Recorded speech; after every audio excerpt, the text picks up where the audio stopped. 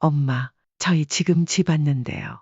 청소도 하나도 안 되어 있고 냉장고에 아무것도 없던데요. 제가 부탁드린 건 하신 거예요. 설명 좀 해주세요. 너는 지금 그게 나한테 할 소리냐? 내가 내 식모야? 갑자기 왜 소리를 지르고 그러세요? 제가 뭐 잘못했어요? 내가 뭘 잘못했는지도 모르는 게 잘못이다. 내가 너한테 베풀어주는 호의가 당연한 거라고 생각해. 내가 너희 집에 며칠 지내면서 그런 걸 해주는 게 당연한 거냐고. 평소에도 그래.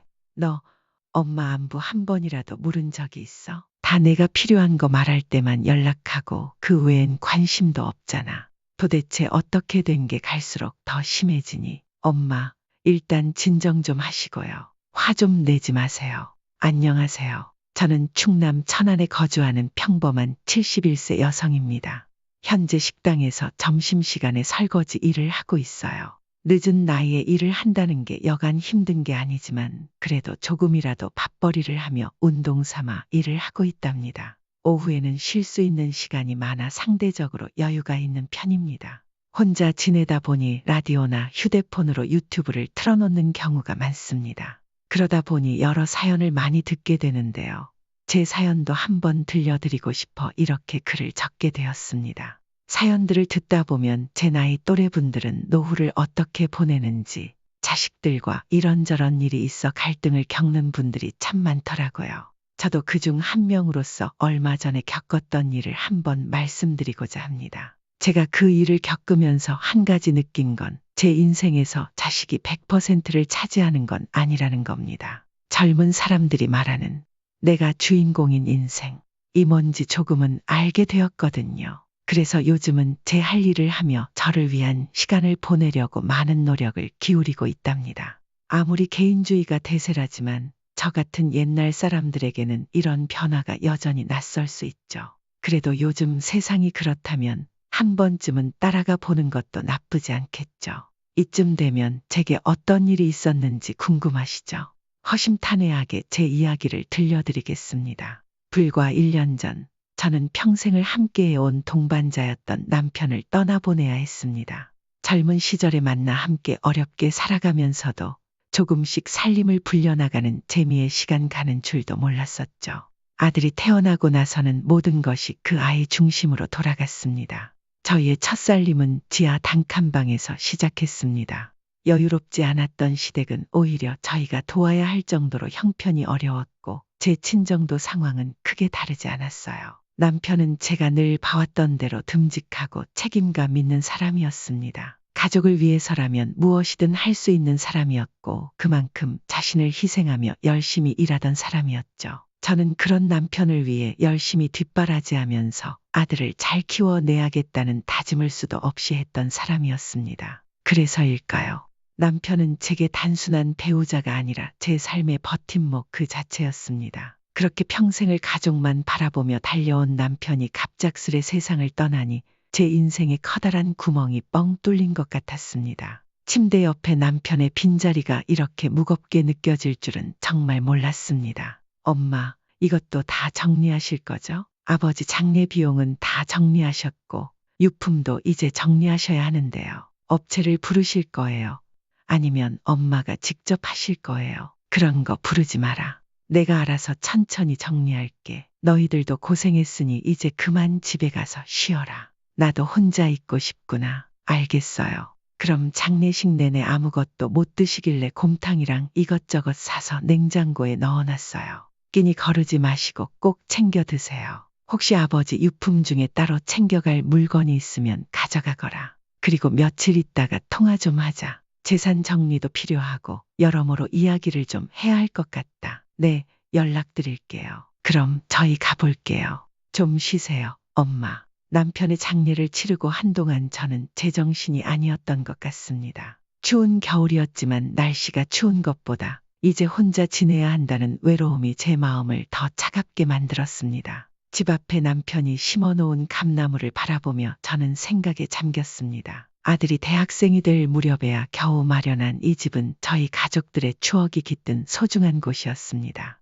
마당에 딸린 작은 텃밭을 가꾸기도 하고 아들의 건강을 바라며 심었던 나무들 그리고 꽃을 좋아하던 저를 위해 남편이 심어주었던 여러 화초들까지 늘 따뜻함만 가득하던 이곳이 이제는 외롭고 쓸쓸한 곳이 되어버렸습니다. 남편이 세상을 떠난 뒤에도 저는 어떻게든 이 집의 따뜻함을 유지해 보려고 노력했지만 현실은 녹록지 않았습니다. 남편이 남겨둔 빚이 큰 산처럼 저를 짓누르고 있었기 때문입니다. 제법 큰 금액이라 처음엔 막막했지만 현실을 마주하기로 한 저는 큰 결심을 하게 되었습니다. 결국 지금까지 살던 집을 팔기로 결정한 것이었죠. 지훈아, 나 지금 사는 집 팔고 이사 가기로 했다. 전에 내 아버지가 일하면서 너한테 말했던 그 돈 있잖니. 이제 그거 다 갚아야 할 것 같아서 너한테 부담을 줄 수는 없잖아. 안 그래도 그 문제 때문에 걱정하고 있었어요. 진짜 다행이네요. 그 사람한테 말도 못하고 있었는데 이렇게 잘 해결돼서 정말 다행이에요. 그래, 나도 내가 괜히 부담스러울까 싶어서 말하기가 조심스러웠다. 지금 이래 봬도 내가 벌이가 많지 않아서 많이 난감했거든. 아무튼 이 집 팔아서 빚 갚고 남은 돈은 내가 노후 자금으로 가지고 있을 테니 그렇게 알아둬라. 당연하죠, 엄마. 그럼 이제 아버지 빚 문제는 더 이상 없는 거죠? 그래, 일 다 해결하고 연락할게. 걱정 말고 있어라. 남편이 남긴 빚은 고스란히 아들의 몫이 될 뻔했지만 제가 집을 팔아 빚을 메꾸겠다고 하니 아들은 금세 안도하는 모습이었습니다. 그렇게 아들과 저는 각자의 일상에서 바쁜 나날을 보내게 되었습니다.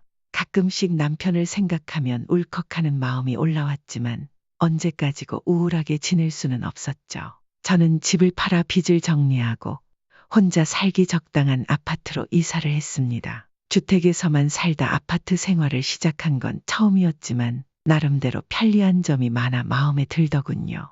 새 집에 적응해가며 저는 저만의 삶을 살아가리라 다짐했습니다. 아들은 서울에서 회사를 다니며 맞벌이를 하고 있었습니다. 가뜩이나 같이 살지 못하는 데다가 멀리 떨어져 있으니 아들이 일부러 시간을 내지 않는 이상 얼굴을 보는 건 거의 불가능했습니다. 결혼 이후로는 연락도 줄어들었고 찾아오는 일은 더더욱 드물어졌습니다. 가끔씩 안부 연락이 오긴 했지만 그조차도 잊을만 하면 오는 정도였죠. 주변에서 자식들을 먼저 시집장가 보낸 사람들의 말을 떠올리면 요즘 젊은 사람들은 부모의 관심조차 간섭으로 여긴다고들 하더군요. 처음엔 그 말이 도무지 이해되지 않았지만 시간이 지날수록 그 의미를 몸으로 느끼게 되었습니다. 간섭이라 여길까봐 연락하기도 조심스러워졌고 결국 저는 힘들 때면 남편의 사진을 바라보며 그리움을 달래는 게 일상이 되어버렸습니다. 남편을 추억할 수 있는 건 사진첩과 생전에 주고받았던 몇 건 되지 않는 문자 메시지가 전부였습니다. 그리움과 서운함은 그렇게 마음속에 점점 쌓여만 갔습니다.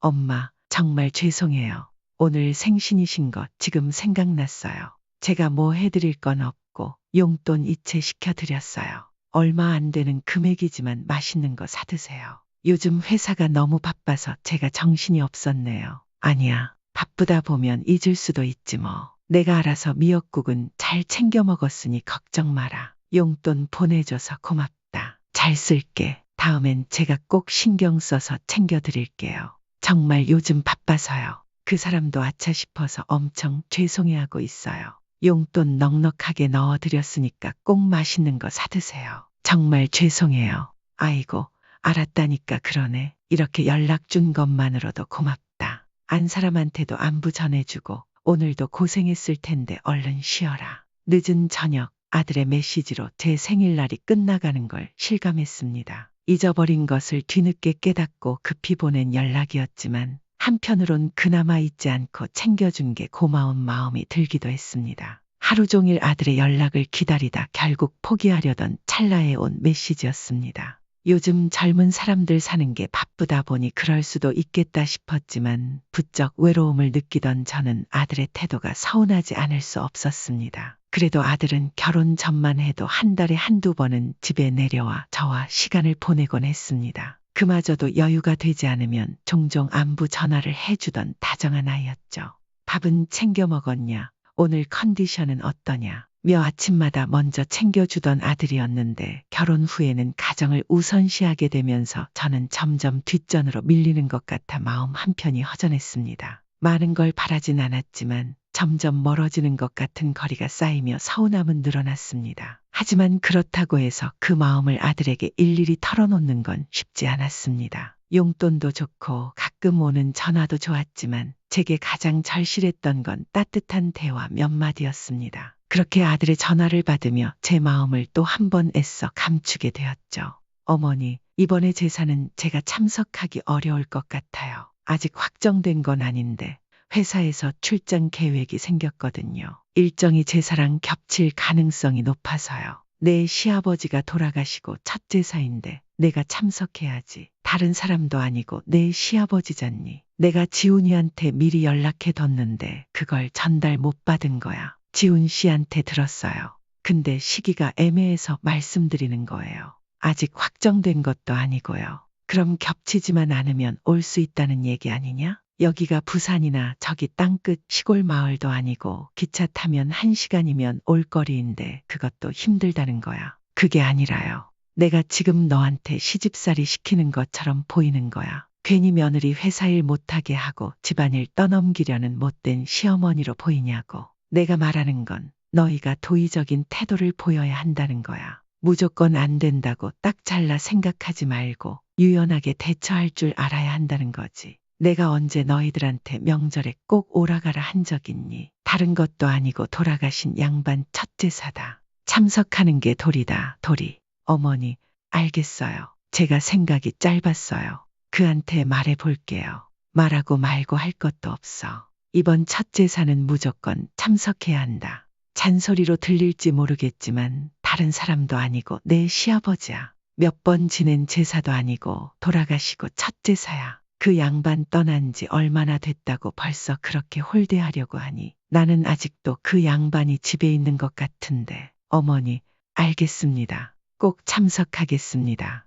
그래, 피치 못할 사정이 있다면 어쩔 수 없지만 그런 게 아니라면 꼭 와줬으면 좋겠다. 내 말 뜻 잘 알아들었지? 네, 어머니, 알겠습니다. 그렇게 1년이라는 시간이 훌쩍 지나 남편의 제삿날이 다가왔습니다. 슬프고 마음이 무거운 날이었지만 그래도 넉넉히 밥상을 차려주고 싶은 마음에 정성을 다해 음식을 준비했습니다. 제사 당일이 되자 아들 부부가 집으로 왔는데 그들의 어두운 표정에서 불만이 가득해 보였습니다. 억지로 불려온 사람들처럼 무언가 마음에 들지 않는 듯한 모습이었죠.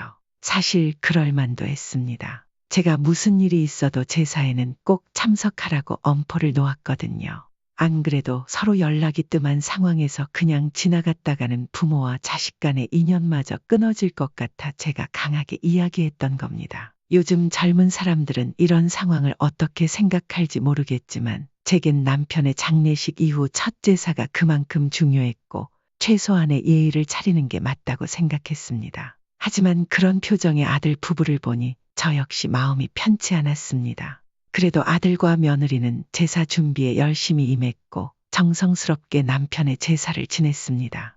제사가 끝난 뒤에는 며느리가 나서서 설거지를 도맡아 하고 저와 아들은 짐을 정리하며 마무리했습니다. 자, 이건 얼마 안 되지만 너희들 생활하는데 보태 쓰도록 해. 많이는 못 담았고 30만 원씩 담았으니까 동료들이랑 맛있는 걸 사 먹던가 해라. 엄마, 뭐 이런 걸 다 챙겨주세요. 오히려 저희가 드려야 하는데요. 나도 그 정도 줄 능력은 있으니 줄 때 받아둬라. 어머니, 감사해요. 저희가 더 잘할게요. 잘하고 말고의 문제가 아니야. 그냥 이렇게 종종 서로 얼굴 보고 밥 먹으면서 안부 묻는 게 전부야. 다른 건 바라지 않아. 그저 너희가 건강하게 잘 지내면 돼. 지금처럼 말이다. 저희가 노력할게요, 엄마.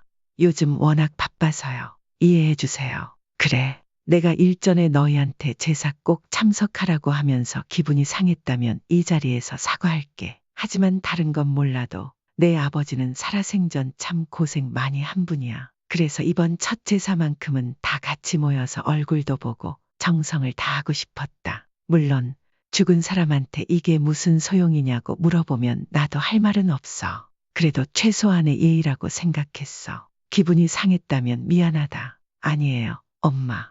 저희가 잘못 생각한 부분도 있어요. 아무튼 저희 내일 출근해야 해서 조금 있다가 올라갈게요. 그래, 조심해서 올라가고. 제사를 마치고 밥을 먹을 때도 아들과 며느리의 표정은 여전히 우울해 보였습니다. 저는 그 모습이 신경 쓰여 밥상을 치우고 난 뒤 두 사람에게 용돈 봉투를 쥐어주었습니다. 그제서야 아들과 며느리의 얼굴에 환한 미소가 피어올랐습니다. 그 모습을 바라보며 저는 안쓰러움과 동시에 외로움이 더욱 깊어지는 것을 느꼈습니다. 제 안부가 궁금해서가 아니라 내려오기 귀찮은 곳에와 물질적인 것을 손에 쥐니 비로소 웃음을 보이는 아들 부부를 보며 알 수 없는 감정이 일기 시작했습니다. 그래도 한자리에 앉아 얼굴을 마주 보고 있으니 저는 그저 그 순간만큼은 좋기만 했습니다. 애써 서운한 마음은 잠시 뒤로 밀어놓기로 했습니다. 하지만 그 미소는 오래가지 못했습니다. 며칠 뒤 아들 부부가 해외여행을 간다며 저에게 전화를 걸어왔습니다.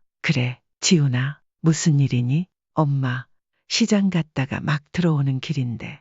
엄마, 잘 지내셨죠? 식사는 잘 챙겨 드시고요. 나야 늘 똑같지. 알아서 챙겨 먹고 있다. 그런데 무슨 일인데? 아, 엄마, 다름이 아니라 저희가 이번에 해외여행을 가거든요. 부탁드릴 게 있어서요. 그래, 어디로 가는데? 뭘 부탁하려고 그러니? 이번에 유럽으로 가요. 보름 정도 길게 다녀올 거라 엄마한테 부탁드릴 게 있어서 연락드렸어요. 어차피 혼자 계시기도 하니까 이참에 서울로 여행 오신다 생각하고 저희 집에 계시면 안 될까요? 너희 집에 있으라고? 너희 여행 간다며. 빈집에 내가 혼자 있나 여기서 혼자 있나 그게 그거지 않니? 그리고 내가 가 있으면 너희들이 불편할 거 아냐. 저희가 집을 오래 비우는 게 처음이라 좀 불안해서요. 엄마가 며칠 저희 집에 계시면서 서울 구경도 좀 하시고 쉬시면 좋잖아요. 그래도 너희 살림인데 내가 혼자 있으면 내 안 사람이 불편해하지 않겠니? 그 사람도 괜찮다고 했어요. 저희가 이미 다 얘기 끝낸 부분이에요. 엄마만 서울 올라오시면 돼요. 비밀번호나 필요한 건 문자로 보내드릴게요. 그래, 너희들이 그렇다면 그런 거겠지. 알았다. 출발이 언제니? 저희 모레 출국이에요. 엄마 편하실 때 올라오시면 돼요. 방금 문자 넣어드렸어요.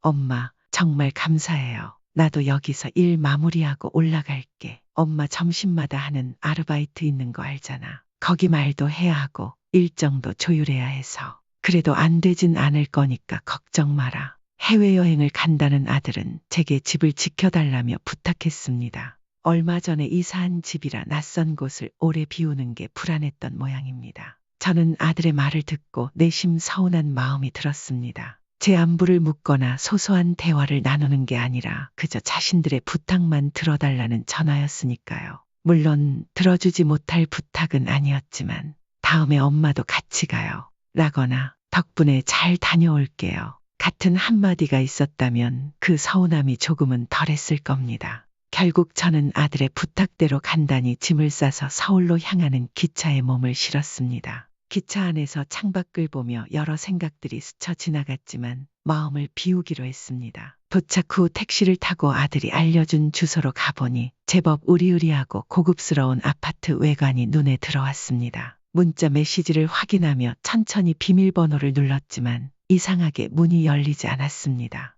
어머, 이게 왜 이러지? 번호가 안 맞나? 몇 번이고 도어락 번호를 다시 눌러보았지만 문은 열리지 않았고 경고음만 계속 울릴 뿐이었습니다. 당황한 저는 급히 아들과 며느리에게 연락을 시도했지만 해외라서 그런지 전화는 받지 않았습니다. 답장이 언젠가 오겠지. 하지만 기다려도 연락은 오지 않았고 시간은 점점 밤늦게 흘러갔습니다. 막막함이 몰려왔습니다. 이웃집에 피해를 줄까 싶어 더 이상 시끄럽게 굴 수도 없었죠. 저는 불안한 마음에 일단 아파트 밖으로 나와 몸을 뉘일 곳을 찾아야 했습니다. 고급 아파트 단지라 주변은 밝았지만 밤이라 간판도 잘 보이지 않고 길이 한산했습니다. 때마침 술에 취한 사람들이 지나가는 소리가 들리기도 해서 마음이 더 불안해졌습니다. 몇 번 큰 길과 골목길을 오가다 보니 낡은 모텔 하나가 눈에 띄었습니다. 그곳으로 들어가 부랴부랴 방을 얻었습니다. 다행히 따뜻한 물이 나와 얼어붙은 몸을 녹일 수 있었고 근처 편의점에서 사온 간단한 음식으로 허기를 달랬습니다. 문득 욕실 거울을 보니 제 모습이 초라하기 그지없었습니다. 1시간 가까이 땀을 흘리며 길을 걸었으니 그럴 만도 했습니다. 내가 이 나이에 이런 꼴로 여기까지 와야 하나. 지친 제 모습이 거울 속에 비치고 늙어버린 자신을 실감하며 한숨이 절로 나왔습니다. 그렇게 신세를 한탄하며 이부자리를 깔았지만 낯선 곳에서의 긴장과 걱정 때문인지 좀처럼 잠이 오지 않았습니다. 밤새 뒤척이던 저는 겨우 아침이 되어 아들과 며느리에게 다시 전화를 걸었습니다. 몇 번의 연결음이 울리더니 아들이 전화를 받았습니다. 엄마, 저 해외라고 했잖아요. 지금 여기 새벽인데 무슨 일이세요? 그 말을 듣는 순간 제 마음속에 눌러뒀던 감정이 터져나왔습니다. 너는 지금 그렇게 물을 게 아니라 엄마가 집에 잘 도착했냐고 물어야 되는 게 정상 아니냐? 도대체 어떻게 된 게 이렇게 마음에 드는 게 하나도 없어. 너희는 엄마가 만만한 거냐? 만만하다니 그게 무슨 말씀이세요? 새벽이라 겨우 눈 붙였는데 전화 받으니 저도 당황스럽잖아요. 내가 지금 다 죽게 생겼는데 넌 그게 그렇게 대수롭지도 않은 거냐? 내 엄마가 어젯밤 길에서 헤맸다는데 너한테는 그게 아무렇지도 않냐? 너희들 여행이 더 중요하다 이거야. 아들은 당황한 듯 머뭇거리며 변명을 하려 했지만 제 분노는 이미 한계에 달한 상태였습니다. 저는 깊은 한숨을 내쉬고 전화를 붙잡은 채 속에 쌓였던 말을 쏟아내기 시작했습니다. 너는 어떻게 된 게 비밀번호를 잘못 알려줘서 사람을 이렇게 고생시키니? 전화를 받았던가 문자라도 보낼 수 있는 거 아니야? 밤새 무슨 일이 있었는지 걱정은 안 되니? 엄마, 여기 유럽이고 지금 새벽이라고 말씀드렸잖아요.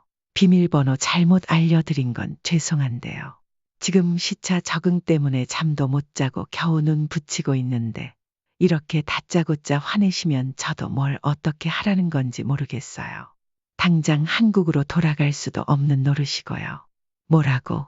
너 지금 말 다 했니?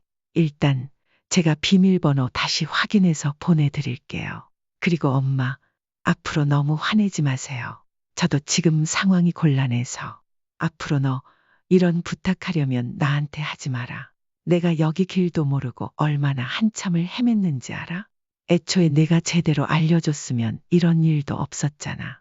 너희는 너희들 놀러 가는 것만 중요하고 이 엄마가 어디서 뭘 하든 그건 신경도 안 쓰는 거지. 엄마, 너무 화내지 마시고요. 비밀번호 지금 바로 다시 보내드릴게요. 집에 가셔서 몸 좀 녹이시고 그러세요. 알았다. 일단 여행 다녀와서 이야기하자. 아들은 짜증 섞인 목소리로 대답하며 전화를 끊었습니다. 몇 분 뒤 아들이 비밀번호를 다시 문자로 보내왔는데 확인해보니 이전에 알려준 비밀번호 끝자리에 숫자가 하나 더 있더군요. 참 어이가 없고 화도 치밀어 올랐습니다. 하지만 괜히 더 속 끓이고 싶지 않아 짐을 챙겨 다시 아들의 집으로 향했습니다. 막상 아들의 집에 도착해 문을 열고 들어가 보니 넓은 집과 고급스러운 인테리어가 눈길을 끌었습니다.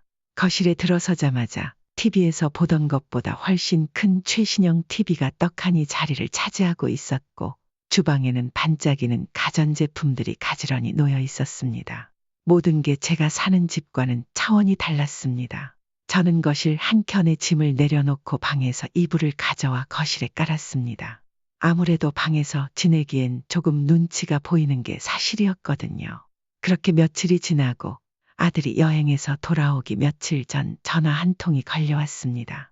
발신자는 다름 아닌 아들이었습니다. 엄마, 저희 집 어때요? 이번에 이사했는데 진짜 넓고 좋죠? 그래, 좋아 보이더라.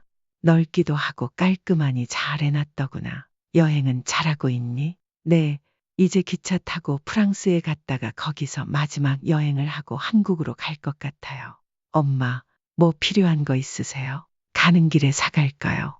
아니다. 난 딱히 필요 없어. 너희들이나 잘 다니고 와라. 알겠어요. 그럼 엄마 부탁 좀 하나 할게요. 저희 가기 전에 혹시 반찬이랑 음식 좀 만들어 놓고 가시면 안 돼요. 여기 음식도 맛있긴 한데 늦게 도착하면 밤이 될 텐데 어디 가서 밥 먹기도 좀 그렇고요. 이 사람이 칼칼한 김치 두루치기 같은 거 먹고 싶다고 해서요. 뭐 못 해줄 건 없다만 남의 살림을 내가 이렇게 건드리는 게 좀 그렇지 않니? 아니에요. 엄마, 아들 집인데 뭐 어때요? 먹고 싶은 게 그것뿐이에요. 어차피 많이 먹지도 못할 거니까 적당히 해주시면 될 것 같아요. 그래, 알겠다. 그게 다냐? 아, 그리고 부탁 하나 더 드려도 돼요? 저희가 여행 떠나면서 집 청소를 못하고 갔거든요. 주방 옆 다용도실에 빨래도 있는데 죄송하지만 그것도 좀 부탁드릴게요. 뭐, 나더러 지금 음식도 만들어 놓고 청소에 빨래까지 하라고. 너무 심한 거 아니니? 에이, 엄마. 계신 김에 해주시면 좋잖아요. 어차피 건조기도 있으니까 어려운 건 없으실 거예요. 부탁드릴게요. 아들은 여행에서 돌아오면 바로 먹을 수 있게 음식을 준비해 달라는 것에 더해 집안 청소와 빨래까지 부탁했습니다. 그냥 들어줄 수도 있는 부탁이었지만 이번에도 제 안부나 건강에 대해 묻기보다는 자신들에게 필요한 말만 하는 아들의 태도가 얄미웠습니다. 더 오래 통화를 이어가다 보면 감정이 폭발할 것 같아 저는 서둘러 전화를 끊었습니다. 전화를 끊은 뒤 집안 이곳저곳을 살펴보았습니다. 아들의 말처럼 빨래는 세탁기가 돌리고 건조기가 말리니 손이 많이 가지 않았고 설거지는 식기세척기가 대신하니 어려운 일은 없었습니다. 사실 이런 부탁은 크게 어렵지 않은 일이었습니다. 하지만 아무리 부모라 해도 어디에 뭐가 있는지도 모르고 익숙하지 않은 남의 살림을 손대는 게 쉽지만은 않았습니다. 이내 저는 가볍게 한숨을 내쉬고 간단히라도 반찬을 만들어 주려 냉장고를 열어보았습니다. 그러나 냉장고는 텅 비어 있었습니다. 맥주 몇 캔, 김치, 그리고 물 몇 통이 전부였습니다. 아니, 얘들은 대체 집에서 뭘 해먹고 사는 거야? 냉장고에 이렇게 아무것도 없으면서 뭘 해달라고 한 거야?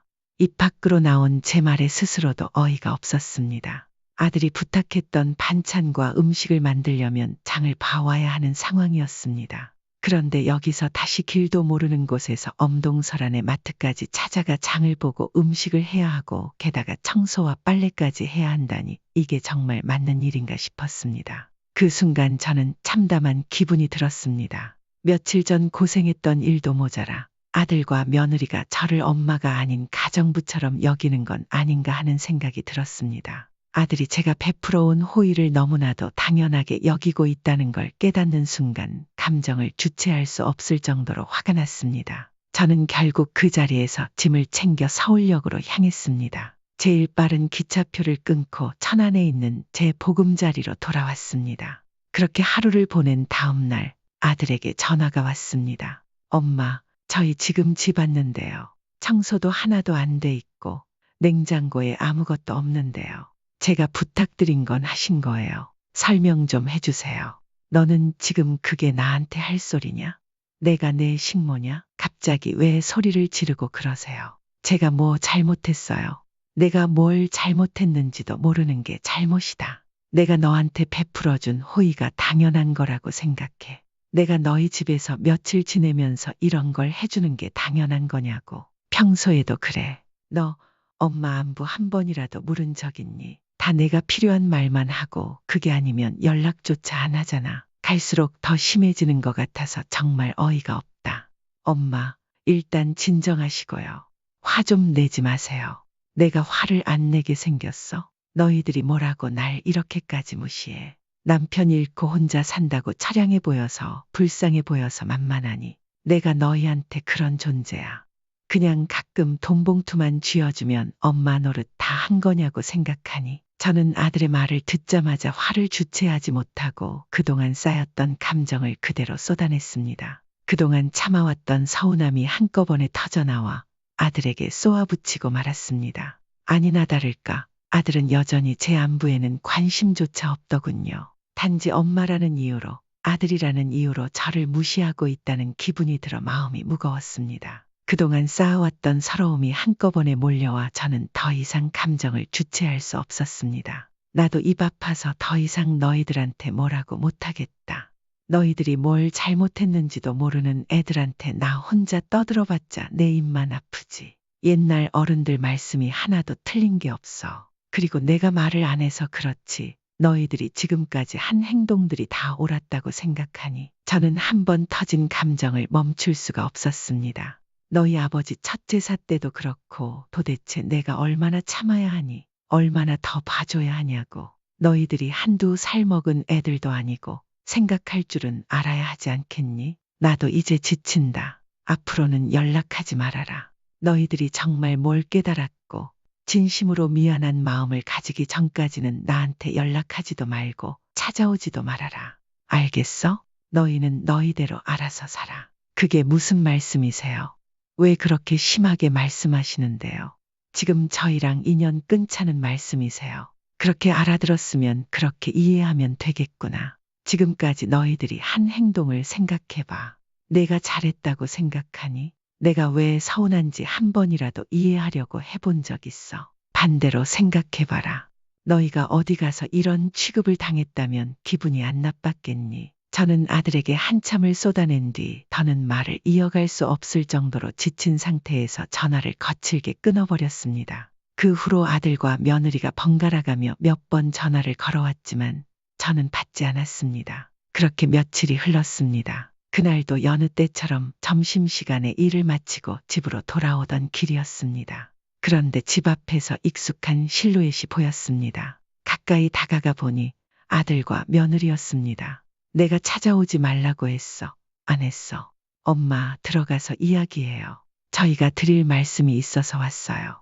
아들의 간절한 표정을 보며 순간 갈등이 일었지만 저는 아무 말 없이 집으로 들어섰습니다. 아들과 며느리도 뒤따라 들어와 거실에 앉았습니다. 거실에 흐르는 서먹한 분위기 속에서 저는 두 사람과 마주 앉았습니다. 오랜 시간 적막감이 흐르던 거실에서 아들이 먼저 조심스럽게 입을 열었습니다. 엄마, 정말 죄송해요.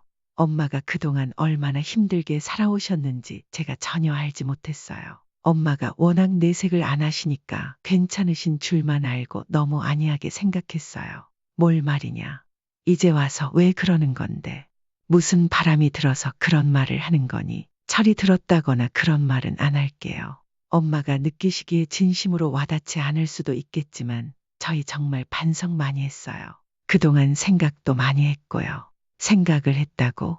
엄마가 왜 화를 냈는지, 왜 그렇게까지 말했는지 내가 이해나 한다고 생각하니? 말을 해봐라. 이제 와서 안다고 한들 뭐가 달라지는데. 그래서 저희가 죄송하다는 말씀을 드리려고요. 엄마 마음이 당장 풀리지는 않겠지만 저희 정말 진심으로 사과드리고 싶었어요. 엄마가 얼마나 외로우셨을지, 얼마나 서운하셨을지 그동안 헤아리지 못한 건 다 제 불찰이에요. 아버지 돌아가시고 나서 엄마가 혼자 얼마나 힘드셨을지 전혀 생각하지 못했어요.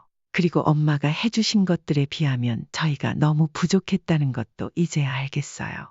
당연하게만 여겼던 제 모습이 너무 부끄러워요. 진심으로 죄송합니다. 잠시 멈추던 아들은 눈가가 붉어졌고 옆에 있던 며느리가 말을 이어갔습니다. 어머님, 이 사람 말대로예요. 저도 반성 많이 했어요. 같은 여자 입장에서 어머님 마음을 더 헤아렸어야 했는데 제 불찰이에요. 앞으로는 절대 그런 일이 없을 거예요. 정말 죄송합니다. 용서해 주세요. 아들과 며느리는 제 앞에서 진심으로 사과를 전하며 눈물까지 흘렸습니다. 저는 그 모습을 보고 마음속 깊이 쌓였던 서운함이 조금씩 누그러지는 것을 느꼈습니다. 그래도 쉽사리 말을 꺼내기 힘들었지만 아들과 며느리의 진심 어린 사과에 더는 외면할 수 없었습니다. 그날 저녁 우리는 오랜만에 한 식탁에 둘러앉아 함께 식사를 하게 되었습니다. 어색했던 분위기는 점차 부드러워졌고 식사를 하며 그동안 부족했던 대화를 나눴습니다. 제가 느꼈던 서운함과 아쉬움, 아들 부부가 그동안 왜 그러했는지에 대해 솔직히 이야기하면서 서로의 마음을 이해해 나갔습니다. 아들과 며느리는 앞으로는 자주 안부를 묻고 얼굴을 보러 오겠다고 약속했습니다. 저는 그 약속에 웃음으로 화답하며 오랜만에 마음이 따뜻해지는 순간을 느꼈습니다. 그렇게 아들 부부가 서울로 올라가고 저는 허전한 집안에 홀로 앉아 있었습니다. 한동안 멍하니 있다가 문득 남편의 영정 사진을 매만지기 시작했습니다. 여보, 내가 그동안 애들한테 너무 서운한 마음만 품고 있었던 건 아닐까 싶어. 애들도 그러려고 그런 게 아닌데 내가 너무 예민했나 봐. 이제는 서로 잘 지내기로 했으니 당신도 거기서 잘 지켜봐줘. 앞으로 조금만 더 행복하게 살다가 당신 곁으로 갈게. 기다려줘. 사진 속 남편에게 속삭이던 저는 어느새 마음 한편에서 차오르는 따뜻함을 느꼈습니다. 아들과 며느리의 사과와 노력 덕분에 이전의 관계를 회복할 수 있을 것 같은 희망이 보이기 시작했거든요. 외로움이 여전히 존재하긴 했지만 미래가 조금씩 기대되는 날들이었습니다. 그 후로 저와 아들은 정말 사이가 좋아졌습니다. 서로 집에 초대해 식사를 하거나 함께 나들이를 가는 일도 잦아졌고 만나지 못할 때면 아들은 선물을 보내주기도 했습니다. 며느리 역시 그동안 저를 챙기지 못한 게 마음에 걸린다며 영양제, 옷, 이불 같은 세심한 배려로 마음을 전했습니다. 솔직히 갑작스러운 변화가 조금은 부담스러웠지만 저는 그 변화를 감사히 받아들이기로 했습니다. 한 달에 한두 번은 아들 부부가 제 집으로 와 함께 시간을 보내기 시작했습니다. 이전만큼 가깝지는 않더라도 서로 서운함 없이 나름대로의 관계를 유지할 수 있다는 사실만으로도 마음이 한결 가벼워졌습니다. 정훈아, 내 안 사람이랑 같이 꽃놀이 가는 게 어때? 이번에 축제가 크게 열린다던데. 너희 내려오면 거기 한번 가보자고. 저희야 좋죠. 그 사람도 꽃 좋아하잖아요. 엄마랑 둘이 잘 다니시면 되겠네요. 제가 열심히 사진 찍어 드릴게요. 그래, 너희가 10일 날 내려오니까 그쯤일 거야. 내가 날짜 다시 확인해 볼게. 알겠어요. 그럼 그때 봬요. 아, 그리고 지난번에 보내드린 머플러랑 옷 잘 보셨어요. 그 사람이 백화점 갔다가 엄마한테 잘 어울릴 것 같아서 보냈다던데 어떠세요? 색깔도 너무 곱고 예쁘더라. 사람들이 하도 물어봐서 자랑했다. 아들이랑 며느리가 사준 거라고. 잘 입고 있으니 걱정하지 마라. 근데 다음부터는 이런 거 하지 마. 너희들 생활비에 보태 써야지. 나는 입던 옷도 많다. 엄마 가끔 생각나서 해드리는 건데요. 비싼 것도 아니고요. 아무튼 기분 좋으셨다니 다행이에요. 다음에는 다 같이 쇼핑 가요. 연락드릴게요. 그렇게 우리 관계는 조금씩 회복되었고 제 외로움도 줄어들었습니다. 시간이 지나면서 저는 제 일상 속에서도 작은 행복을 찾기 시작했습니다. 남편과의 추억이 담긴 사진들을 정리하며 웃음을 터뜨리기도 하고 근처 공원에서 산책을 하며 따뜻한 햇살을 즐기곤 했습니다. 얼마 전엔 문화센터에 시니어 강좌를 등록해 컴퓨터도 배우고 자수도 놓기 시작했습니다. 함께 강좌를 듣는 사람들과 친해져 가끔 모임도 가지며 활기를 되찾아가는 제 자신을 발견했습니다. 이제는 소소한 일상에서도 웃을 일이 많아졌습니다. 아들 부부와의 관계가 회복되니 제 삶도 한층 밝아졌습니다. 그동안 쌓였던 서운함과 속상함은 이제 모두 흘려보내기로 했습니다. 이어서 두 번째 사연을 소개합니다. 막노동을 하며 어렵게 아들을 키워냈다는 윤성식 씨의 사연입니다. 그는 아들놈에게 통쾌한 복수를 했다고 말합니다. 아버지, 저는 이제 제 인생을 살아야 할 것 같습니다. 그동안 아버지 그늘에서 제대로 놀지도 못했고 제 일도 못했어요. 그때 결혼한다고 인사드리려고 했던 여자랑 지난주에 약혼했습니다. 지금 하고 있는 일자리 잡으면 바로 시골로 내려갈 거니까 그렇게 하세요. 그 말을 듣는 순간 윤 씨는 숨이 턱 막혔습니다. 그런 걸 어떻게 너 혼자 마음대로 결정해. 결혼이 애들 장난인 줄 알아. 돈이나 며느리 될 사람이 어떤 사람인지 내가 모르는 게 말이나 되냐. 하지만 아들은 한치의 망설임도 없이 말을 이어갔습니다. 그래서 제가 결정한 거잖아요. 3년 전에도 그분 돌아가시기 전에 신경이나 쓰셨어요. 그때 제가 해명하느라 얼마나 힘들었는 줄 아시냐고요. 3년이나 지났고 서로 신경 쓸 일 없을 것 같은데 이제는 각자 알아서 살 일만 하면 되는 거 아닌가요? 그러니까 제 인생 제가 살겠습니다. 윤 씨는 터질 듯한 화를 억누르며 쏘아붙였습니다. 그래, 내 멋대로 한번 살아봐라. 얼마나 잘 되는지 보자. 안녕하세요. 저는 서울시 강서구에 거주하는 윤성식이라고 합니다. 올해로 73세가 되었고 이제 막 취직한 막내딸과 함께 살고 있습니다. 60대 후반까지 공사장을 전전하며 일을 했습니다. 딱히 기술이 있던 건 아니지만 수십 년 동안 몸으로 익힌 경험 덕분에 나름 실력을 인정받으며 꾸준히 일을 해올 수 있었습니다. 일을 그만둔 뒤에는 막내딸의 권유로 문화센터도 다니고 등산 모임에도 나가며 건강 관리를 시작했습니다. 요즘에는 인터넷 배우는 재미가 쏠쏠합니다. 좋은 실력은 아니지만 이렇게 사연을 보낼 수 있을 정도는 되어서 평소 즐겨보던 유튜브 채널에 용기를 내어 사연을 보내봅니다. 가족이라는 게 제게 어떤 의미인지 제 목숨과도 바꿀 수 없는 소중한 자식들에게 제가 참아서는 안 될 일을 했던 건 아닌지 여러분의 냉정한 판단을 받고 싶습니다. 제 이야기를 듣고 솔직한 의견 부탁드립니다. 아버지, 식사 꼭 챙겨 드시고요. 저 오늘 일찍 퇴근하니까 오는 길에 아버지 좋아하시는 사거리 족발 사올게요. 그러니 오늘은 끼니 챙겨 드세요. 알았다. 근데 예리야, 혹시 말이다. 오빠 연락 왔는지 궁금하신 거죠? 막내딸이 미소를 띠며 말을 받았습니다. 지난번 이후로 딱히 온 건 없어요. 재활치료는 꾸준히 잘 다니고 있고 요즘엔 집 근처 중국집에서 아르바이트를 시작했나 보더라고요. 연락 오면 아버지한테 꼭 말씀드릴 테니까 너무 걱정하지 마세요. 이렇게 걱정하시면서 왜 그땐 그렇게 모질게 대하셨어요? 걱정돼서 그러지 깨물어서 안 아픈 손가락이 어디 있니? 그나저나 늦겠다. 어여 다녀와라. 저에게는 자식이 셋 있습니다. 첫 번째 아내와 낳은 큰아들과 재혼 후 얻은 두 딸. 막내딸은 지금 저와 함께 살고 있고 작은 딸은 최근 취업을 해서 따로 나가 살고 있습니다. 큰아들을 낳고 얼마 지나지 않아 첫 번째 아내를 잃었습니다. 그 뒤 재혼을 통해 지금의 두 딸을 얻었습니다. 깨물어 안 아픈 손가락이 없다.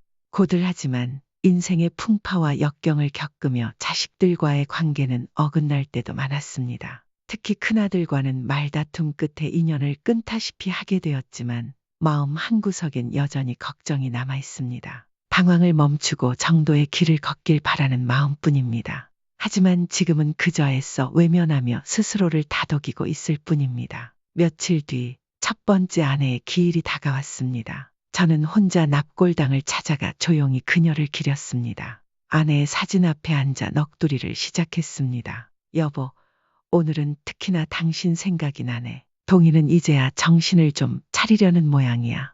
한동안 연락도 없이 지내더니 요즘은 일을 시작했다고 하더라고.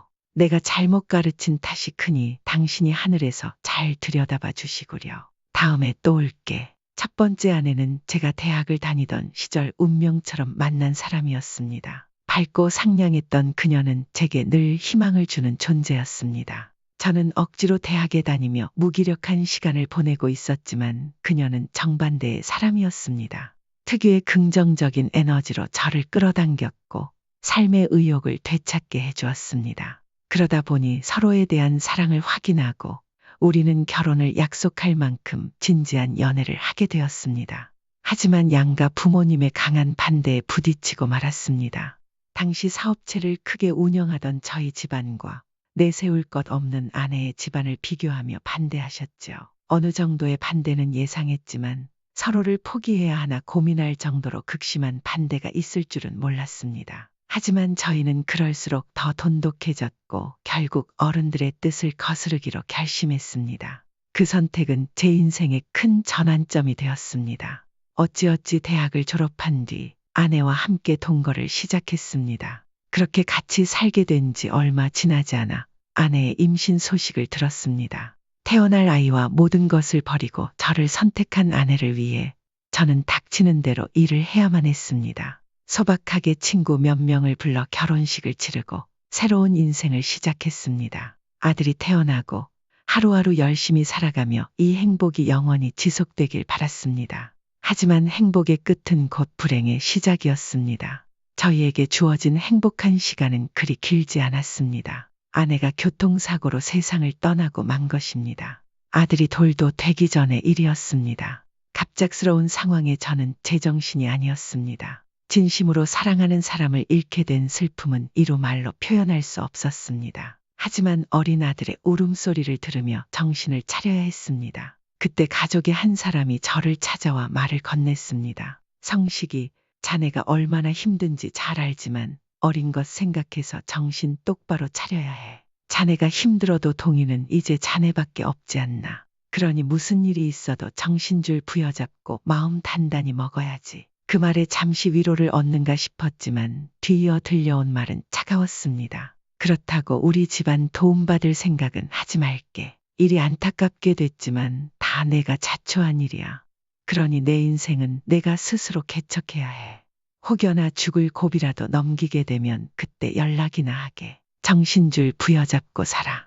저는 그 순간 제가 철저히 혼자가 되었음을 깨달았습니다. 집안에서 완전히 버림받았고 사랑하는 아내마저 떠난 상황에서 저는 의지할 곳 하나 없는 사람이 되었습니다. 하지만 울음으로만 소통하던 어린 아들을 보며 다시 마음을 다잡을 수밖에 없었습니다. 저는 그 아이를 홀로 키워야 했습니다. 그런 아들을 보며 저는 어떻게든 잘 살아가리라 수천 번도 더 다짐해야 했습니다. 하지만 혼자서 주변의 도움 없이 아이를 제대로 키우는 건 너무나 어려운 일이었습니다. 결국 저는 큰 결심을 하게 되었습니다. 아들을 보육원에 맡기고 제가 자립해서 아이를 제대로 키울 수 있는 환경을 만들겠다는 결심이었습니다. 보육원에 아들을 데려다주며 마지막으로 아들을 꼭 끌어안고 말했습니다. 내가 무슨 일이 있어도 너 하나는 지킬게. 꼭 다시 데리러 올 거야. 그러니 잘 먹고 건강하게 자라야 한다. 아가야, 미안하다. 그렇게 다짐했지만 아들을 떼어놓고 나오는 길은 끝이 없는 어둠 속을 걷는 듯 했습니다. 열심히 살아가겠다는 의지가 있었지만 냉혹한 현실은 점점 저를 더 고립시키고 있었습니다. 하지만 저는 포기하지 않았습니다. 반드시 아들을 데려와 함께 살겠다는 생각만이 제 삶의 원동력이었습니다. 저는 밤낮을 가리지 않고 일을 시작했습니다. 어떤 일이든 돈을 벌 수 있다면 가리지 않았습니다. 하루 2시간만 자는 날도 있을 정도로 독하게 마음을 먹었습니다. 시간이 흐르며 요령이 생기자 일의 종류와 시간을 조율해 조금 더 체계적으로 일할 수 있었습니다. 먹는 것, 입는 것까지 아껴가며 꼬박 10년이라는 세월 동안 돈을 모았습니다. 마침내 아들과 함께 살 작은 빌라 전셋집을 구할 수 있었습니다. 그 집 열쇠를 손에 쥔 날, 저는 그토록 간절히 바라던 희망이 조금씩 현실이 되는 것만 같았습니다. 틈틈이 시간이 날 때면 아들을 보러 가곤 했습니다. 오랜만에 찾아가면 아들은 어색한 표정으로 저를 대했지만 그래도 어쩌다 옅은 미소를 보여주곤 했습니다. 그 작은 미소가 저에게 얼마나 큰 위안이 되었는지 모릅니다. 그리고 기다리고 기다리던 날이 찾아왔습니다. 10년 만에 저는 아들을 데리고 집으로 돌아왔습니다. 그날 제 가슴은 희망으로 가득 찼고 기쁨을 주체할 수 없었습니다. 하지만 아들의 표정은 제 기대와 달랐습니다. 이제 막 사춘기가 시작된 아들은 저와 말 한마디 섞으려 하지 않았습니다. 그동안 얼마나 외로웠을까, 얼마나 나를 원망했을까 하는 생각에 가슴이 미어졌습니다. 모든 것이 다 이해가 되었습니다. 아버지, 이번에 그분이랑 애들 다 집에 있죠? 주말에 얼굴 좀 뵈러 갈까 해서요. 그렇고 말고 일이 있어도 없어야지. 우리 장남이 온다는데. 그런데 일하느라 바쁜 거 아니야? 주말인데 푹 쉬지도 않고 무슨 일이라도 있는 거야. 무슨 일이 있어야 가는 건 아니잖아요. 그래도 말씀은 드리는 게 나을 것 같아서 찾아뵙는 거예요. 전화로 말씀드려도 되지만 직접 찾아뵙고 얼굴도 뵐 겸 인사시켜 드릴 사람도 있고요. 인사시켜? 혹시 그게 무슨 말이냐? 사실 저 결혼하려고 해요. 그게 정말이야. 왜 진작에 말하지 않았어? 솔직히 내가 언제 장가 가려나 하고 내심 걱정했는데 좋은 사람 만났나 보구나. 난 다른 거 다 필요 없이 내가 좋고 마음씨 착한 사람이면 좋다. 주말에 뵈러 갈게요. 근데 아버지, 엄마는 굳이 안 계셔도 돼요. 그분도 같이 뵈셔도 상관없는데 불편하면 안 계시는 게 나을 것 같아요. 그냥 말씀만 잘 전해주세요. 그래도 결혼하는 건데 말이라도 좀 해주면 어디 덧나니? 하루 이틀 본 사이도 아니고 너도 나이가 있으니 다 이해할 거 아니냐. 나와봐라. 내 말이 무슨 뜻인지 알게 될 거야. 그만 좀 하세요. 가기 전에 부담 왕창 주시네요. 그건 제가 알아서 할 테니까 주말에 간다는 것만 알고 계세요. 시간이 흘러 아들은 어느덧 장성의 40대가 넘은 중년의 남성이 되었습니다. 세월이 흐른 만큼 저 역시 흰머리가 지긋한 노인이 되어버렸습니다. 수십 년간 아들과 함께 살며 우리는 조금씩 새로운 관계를 형성해 나갔습니다. 물론 처음부터 쉬운 일은 아니었습니다. 보육원에서 아들을 데려온 뒤 저는 지극정성으로 보살폈습니다. 하고 싶은 것이 있다고 하면 제가 해줄 수 있는 선에서는 무엇이든 다 해주려고 했습니다. 그래야 아들이 저와 대화를 나눠주었으니까요. 하지만 시간이 흐르고 아들이 점점 자라면서 혼자 아이를 키우는 것이 점점 힘들어졌습니다. 아들의 나이가 들수록 엄마의 손길이 점점 더 필요해졌습니다. 결국 저는 재혼을 고민하기 시작했습니다. 그러다 지금의 아내를 만나게 되었습니다. 아내는 제가 일하던 공장에서 식사를 챙기던 직원이었습니다. 성실한 사람이라는 것을 알고 있었는데 아내 쪽에서 먼저 저에게 말을 걸어왔습니다. 하루는 반찬이며 김치며 한 보따리를 싸주며 건네길래 저는 왜 이러냐며 모질게 군 적도 있었습니다. 하지만 아내는 따뜻한 미소로 말했습니다. 혼자 사는 게 참 힘들죠. 다 이해하니 조금이라도 도움이 되면 어떨까 싶어 준비했어요. 부담 갖지 말고 맛있게 드세요. 그렇게 아내는 저를 챙기기 시작했습니다. 누구보다 강하고 따뜻한 사람이었습니다. 저는 그 따스함에 자연스레 이끌렸고 결국 재혼을 결심하게 되었습니다. 아내를 아들에게 소개하며 따로 결혼식은 올리지 않았습니다. 아내에게는 당시 초등학교 3학년이던 딸이 있었습니다. 그렇게 우리는 서로의 상처를 보듬으며 살아가기로 약속했습니다. 초반에는 나쁘지 않았습니다. 아들도 새엄마의 손길을 거부하지는 않았고 곧잘 지냈습니다. 저는 이 행복이 오래 지속되기를 바랐습니다. 그러나 행복은 오래 가지 않았습니다. 여보, 제발 그러지 마요. 그러다 애 더 삐뚤어져요. 시간 지나면 다 괜찮아지니까 참고 기다려줘요. 그게 부모잖아요.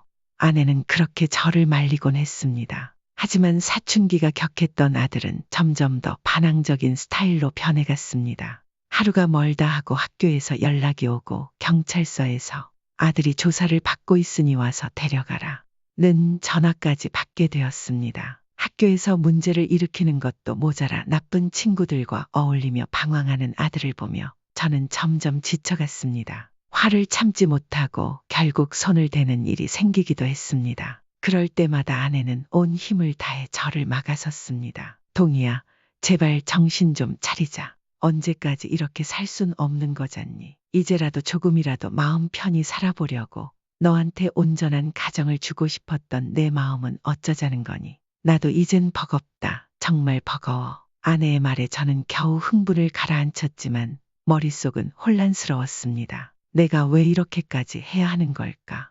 왜 내 마음은 아무도 몰라주는 걸까? 결국 시간이 흐르며 깨달았습니다. 아들이 잘못된 것이 아니었습니다. 모든 건 저희 탓이었던 세월을 견뎌온 것이었습니다. 큰아들은 사회생활을 핑계로 따로 나가 혼자 살게 되었고 둘째 딸은 대학을 졸업하자마자 일찍 결혼해 벌써 아이 둘의 엄마가 되었습니다. 막내딸은 대학원을 다니며 여전히 저희 부부와 함께 살고 있었습니다. 아버지, 이번 주에 인사드리려던 거요. 결혼 허락받으려는 거 아니고 그냥 간단히 인사만 하는 거니까 부담 주지 마세요. 내일 모레 가서 괜히 서로 얼굴 붉히는 일 없었으면 해요. 그래서 미리 연락드리는 거예요. 그럴 일이 뭐 있겠냐. 내 엄마도 잔뜩 긴장했지만 실수할 일은 없을 거다. 내가 결혼해서 자리 잡는 게 중요한 거지. 우리도 부담 줄 생각은 없으니 걱정 말고 와라.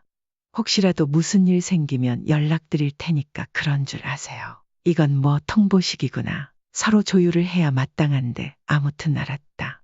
큰아들은 성공에 대한 야망이 가득한 사람이었습니다. 그래서 40이 넘는 나이까지도 일에 몰두했고 그 결과 주변으로부터 많은 인정을 받게 되었습니다. 그런데 아들이 결혼하려는 여자는 부잣집 딸이라고 했습니다. 투자 사업과 대부업을 병행하는 집안의 사람이라더군요. 아들은 대기업에서 근무하며 인연이 닿은 그녀와 어떻게든 결혼하고 싶어 했습니다. 그의 말에 따르면 그녀는 아들보다 10살이나 어리다고 했습니다. 둘이 진심으로 좋아서 결혼을 하려는 건지 아니면 비즈니스적인 관계를 유지하기 위해 그런 건지 저는 알 수 없었습니다. 하지만 곧 집안에 새로운 식구가 들어온다고 하니 내심 긴장이 되었습니다. 저는 나이가 들어서도 여전히 막노동을 하거나 주변에서 소일거리를 찾아 돈을 벌고 있었습니다. 부양해야 할 가족들이 있었기에 몸이 허락하는 한 일을 그만두겠다는 생각은 하지 않았습니다. 그러던 중 둘째 딸이 결혼한 뒤 집안에 예상치 못한 변화가 찾아왔습니다.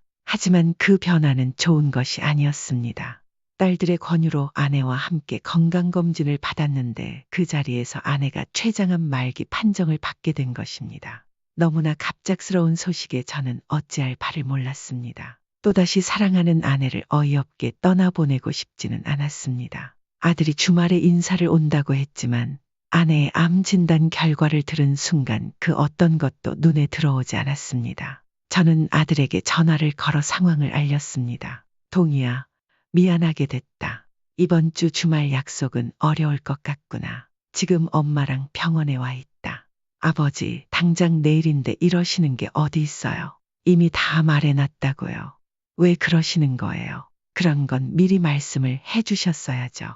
아들의 다급한 반응에 저는 한숨을 내쉬며 어렵게 말을 이어갔습니다.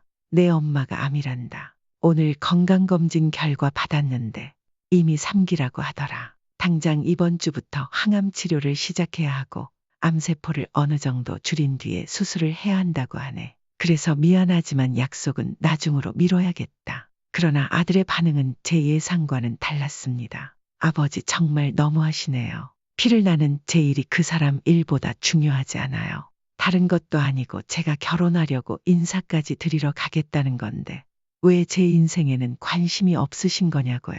그분은 저랑 전생에 무슨 원수를 졌다고 이러는 거예요. 그 말을 들은 순간 저도 참을 수 없는 분노가 치밀어 올랐습니다. 무슨 말을 그렇게 하니? 그리고 언제까지 그 사람, 그분이라고 부를 거냐? 널 낳아주시진 않았어도 열과 성을 다해 널 키워주신 분이야. 사람이 죽을 병에 걸렸다는데 말을 꼭 그렇게 해야겠니? 너 키워준 엄마가 아프다는데 괜찮냐는 말 한마디라도 해주면 어디가 덧나냐? 아들은 차갑게 쏘아붙였습니다. 그만 좀 하세요. 언제까지 저한테 강의하실 건데요. 기억이 없어도 저한테 엄마는 한 분뿐이에요. 아버지는 진짜 이기적인 분이십니다. 저한테 뭘 바라세요? 저 키워주신 것 제가 부탁한 거예요. 제가 그러라고 했어요. 저도 더는 참을 수 없었습니다. 내가 뭐가 이기적이라는 거냐? 너야말로 그 성질머리 좀 고쳐라. 내가 너한테 크게 바란 게 있냐? 그저 가족이니 잘 지내자는 것뿐인데 언제까지 그렇게 방황만 할 거야? 결혼한다고 해서 모처럼 철이 들었나 싶었는데 그건 내 착각이었던 것 같구나. 그러자 아들은 비웃으며 말했습니다. 아버지야말로 생각 좀 하고 사세요. 아들 나이 40이 넘었어요. 좋은 사람 만나서 겨우 인사시켜 드리려 했는데 그 약속을 파토내세요. 저 장가도 못 가고 혼자 늙어 죽으면 아버지가 걷어주실 겁니까? 예전에 보육원에 버렸던 것처럼 요양원에는 안 버리면 다행이겠죠. 그 말을 듣는 순간 제 속이 끊어지는 듯 했습니다. 너 무슨 말을 그렇게 하는 거냐? 이 배은망덕한 놈 같으니라고. 결혼이야 내가 하든 말든 신경 쓰지 않으마. 내가 좋다는 그 여자랑 결혼하든 말든 내 마음대로 해. 하지만 가족이 아프다는데 거들떠보지도 않는 너 같은 놈에게는 더 이상 기대할 것도 없다. 질렸다. 정말 질렸어. 어이가 없네요. 지금 화낼 사람이 누군데 그러세요? 어이가 없는 건 저라고요. 저는 더 이상 말을 이어갈 수 없었습니다. 됐다. 내가 너한테 연락한 게 미친 짓이지. 주말에 인사를 오든 다음에 오든 신경 쓰지 않으마. 내 인생 내가 알아서 살아라. 원하는 대로 신경 끊을 테니 너도 신경 꺼라. 결국 아들과의 관계는 서먹해질 수밖에 없었습니다. 이따금 아들과 연락을 주고받으며 생사 여부만 확인하는 정도였죠. 저는 아내의 곁을 지키며 모든 것을 쏟아부었습니다. 아내에게 좋다는 치료가 있으면 금액에 상관하지 않고 무조건 해달라고 했습니다. 한국이 아니더라도 아내의 병을 고칠 수 있다면 당장이라도 날아갈 심정이었습니다. 좋다는 음식, 영양제, 대체 요법까지 안 해본 것이 없었습니다. 하지만 시간이 지날수록 아내의 얼굴은 점점 더 창백해졌고 체력은 눈에 띄게 쇠약해졌습니다. 어느 날 막내딸이 눈물을 흘리며 말을 꺼냈습니다. 아빠, 엄마가 많이 힘든가 봐요. 엄마 헬스케진 거 봐요. 저는 딸의 말을 들으며 애써 담담하게 대답했습니다. 그래도 의사가 엄마 컨디션 좋아지고 있다고 했잖니. 잘 될 거야. 내가 이렇게 옆에서 보살피고 있는데. 딸은 조심스럽게 그러나 단호하게 말했습니다. 아빠, 이 말 어떻게 들릴지 모르겠지만 이제 그만 엄마 보내주자. 엄마도 많이 힘들대요. 그 말을 듣자 저는 분노가 치밀었습니다. 그게 무슨 소리냐? 내 엄마가 힘들다니. 내가 이렇게 정성을 쏟고 있는데 나을 수 있다니까. 그런 못된 말 하지 마. 내 엄마 다 듣고 있단 말이야. 딸은 눈물을 닦으며 말을 이어갔습니다. 조금 전에 담당 선생님 만나 뵙고 오는 길이에요. 엄마도 다 알고 계세요. 아빠가 이렇게 미련 두고 있으면 엄마가 마음 편히 떠나지 못하잖아요. 이제 엄마 보내주자. 제일 힘든 건 엄마 자신이라고요. 저는 딸의 말을 믿고 싶지 않았습니다. 내가 어떻게 너희 엄마를 보내니? 그동안 못해준 게 너무 많은데 어떻게 이렇게 보내? 그 순간 제 눈에는 흐려져 가는 아내의 모습만이 들어왔습니다. 침대에 누워있는 그녀의 얼굴은 고통을 참고 있었지만 어딘가 평온한 느낌도 들었습니다. 결국 아내는 병 끝에 세상을 떠나고 말았습니다. 저는 또다시 홀로 남겨졌습니다. 아내의 장례를 치르며 비통함에 몸이 떨렸습니다. 그 이후로 저는 삶의 의미를 잃고 모든 것을 놓아버린 채 살아갔습니다. 아내의 빈자리는 너무도 컸고 저는 그 공허함에 점점 더 깊이 빠져들고 있었습니다. 살아갈 의지가 없었고 도저히 기운이 나질 않았습니다. 아내를 잃은 충격에서 벗어나기도 전에 저는 아들에게서 기가 막힌 이야기를 듣게 되었습니다. 아버지, 저는 이제 제 인생을 살아야 할 것 같습니다. 그동안 아버지 그늘에서 제대로 놀지도 못했고 제 일도 못했어요.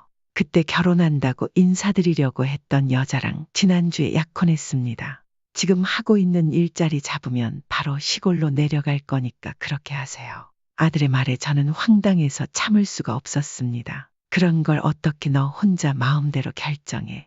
결혼이 애들 장난인 줄 알아. 사돈이 어떤 사람인지 며느리 될 사람이 어떤지 내가 모르는 게 말이나 되냐. 하지만 아들은 단호하게 말을 이어갔습니다. 그래서 제가 결정한 거잖아요. 3년 전에도 그분 돌아가시기 전에 신경이나 쓰셨어요. 그때 제가 해명하느라 얼마나 힘들었는 줄 아시냐고요. 3년이나 지났고 서로 신경 쓸 일 없을 것 같은데 이제 각자 알아서 살 일만 하면 되는 거 아닌가요? 그러니 제 인생 살겠습니다. 저는 아들의 말을 듣고 억울함과 분노가 섞인 목소리로 대꾸했습니다. 그래, 내 멋대로 한번 살아봐라. 얼마나 잘 되는지 보자. 지금 담이라도 놓자는 거냐? 너 이렇게 만든 건 나라고 생각하는 거냐? 그 순간 아들은 화를 억누르지 않고 터뜨렸습니다. 절 이렇게 만든 건 아버지예요.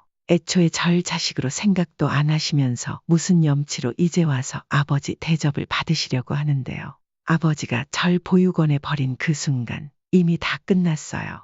그 말을 들은 순간 제 안에서 울컥하는 감정이 폭발했습니다. 그때 내가 사과했잖니. 나도 어쩔 수 없는 상황이었어. 내가 널 버리려고 했으면 애초에 낳지도 않았지. 무슨 말을 그렇게 하냐. 그러나 아들은 물러서지 않았습니다. 제가 뭐 부탁이라도 했어요. 저도 참고 살아온 세월이 있는데 고작 이런 일로 저한테 그렇게 말씀하시면 어이가 없잖아요. 어이가 없든 내가 뭘 얼마나 참았든 난 상관없다. 내가 정말 나를 아버지라 여겼으면 이런 식으로 행동하면 안 되는 거야. 내 인생을 살겠다고. 언제는 내 인생 안 살았냐? 아들은 냉소를 띠며 답했습니다. 그러니까 알아서 한다고요. 이왕 이렇게 된 거 이미 약혼식도 했고 결혼식은 가까운 지인만 불러서 하자는데 아버지 안 오셔도 됩니다. 어차피 소식만 전해드리면 되잖아요. 그러니까 그냥 넘어가세요. 그 순간 제 속이 뒤집어지는 듯 했습니다. 이 못된 놈이 있나. 내가 그러고도 내 아들이야. 정말 이렇게까지 해야 하냐? 아들은 한숨을 내쉬며 마지막 말을 던졌습니다. 못할 건 또 뭔데요. 저도 이젠 제 인생을 살아야 합니다. 아버지도 이제 그만 저를 놓아주세요. 잘 되면 좋은 거지만 망해도 아버지 다 날 테니까 신경 끄세요. 시간이 지나 아들이 장성하니 우리 사이도 어느 정도 가까워졌다 싶었습니다. 그러나 어느 순간 아들과의 거리는 점점 더 멀어지기 시작했습니다. 제 온몸과 뼈를 깎아 키워낸 아들이 저를 부모로 인정하지 않고 자신의 결혼식에 오지 않았으면 한다는 말을 했을 때의 충격은 이루 말할 수 없었습니다. 그 말을 몇 번이나 곱씹으며 제가 모든 것을 바쳐 키운 아들이 이제 저를 부끄러워하고 있다는 사실을 받아들이기가 너무도 힘들었습니다. 아들이 약혼했다던 며느리도 다르지 않았습니다. 끼리끼리 산다는 말이 떠오를 만큼 그들은 제 상상을 초월했습니다. 그래도 나름 시댁이라며 때가 되면 돈을 보내오곤 했지만 그 방식조차 제겐 상처였습니다. 아버지, 돈 보내드린 거 받으셨죠? 이번엔 조금 더 넣었어요. 보내지 말라니까. 왜 자꾸 보내는 거냐? 나중에 은행 가서 찾아가던지 할 테니 그대로 가져가라. 나 돈 필요 없다. 잘 받으셨으면서 왜 그러세요? 혹시 액수가 적으세요? 그런 게 아니라는 거 잘 알잖니. 나 진짜 돈 필요 없다. 당장 가져가든지 알아서 해라. 그동안 보낸 돈도 하나도 안 쓰고 모아뒀어. 다음에 올 때 말해라. 다 줄 테니까. 돈이면 다 해결되는 줄 아는 며느리와 돈맛에 빠져 자기 가족은 나 몰라라 하는 아들의 태도에 저는 깊은 상처를 받았습니다. 아들은 약혼했다던 그 여자와 함께 사업을 시작했습니다. 카페와 빵을 만들어 파는 프랜차이즈 카페였는데 여자 쪽집에서 많은 지원을 받은 건지 일시적으로 번창하기 시작했습니다. 하지만 사업이 바빠지자 아들은 더더욱 얼굴을 보지 않았고 우리는 점점 남보다 못한 사이가 되어갔습니다. 아내의 병원비와 치료비로 거의 모든 재산을 쏟아부은 탓에 제가 가진 거라곤 지금 살고 있는 작은 아파트와 약간의 현금이 전부였습니다.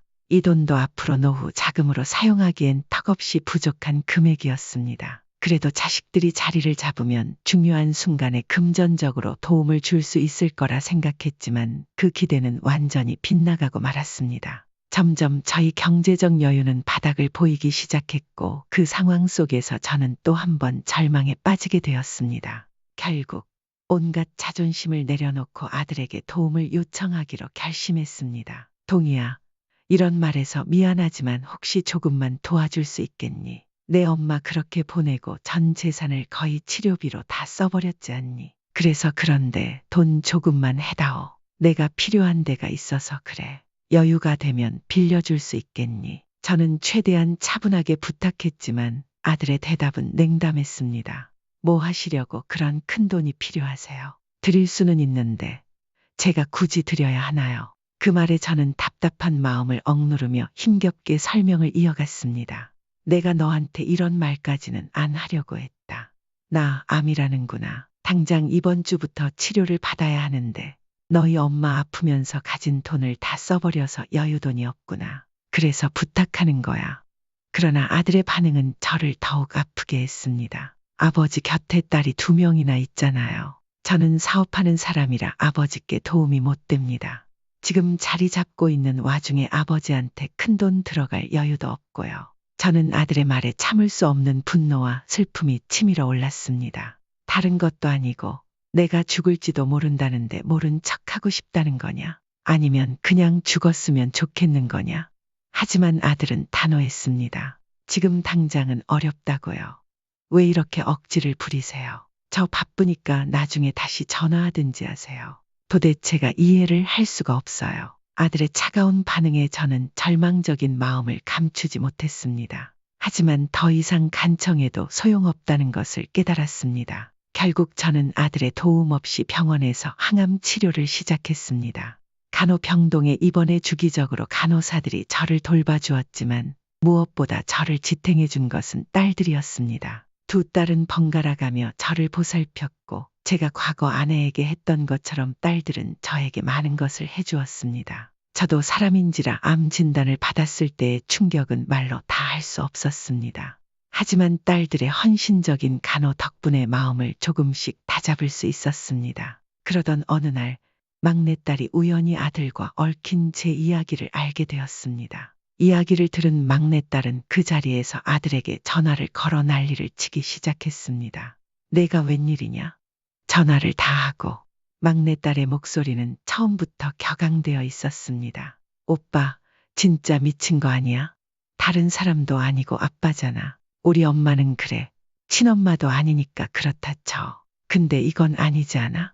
아빠가 얼마나 마음 상해하셨을지 오빠가 잘 알잖아. 아무리 기분 나쁘고 죽이고 싶어도 가족은 가족이잖아. 도대체 무슨 생각을 하면서 사는 거야?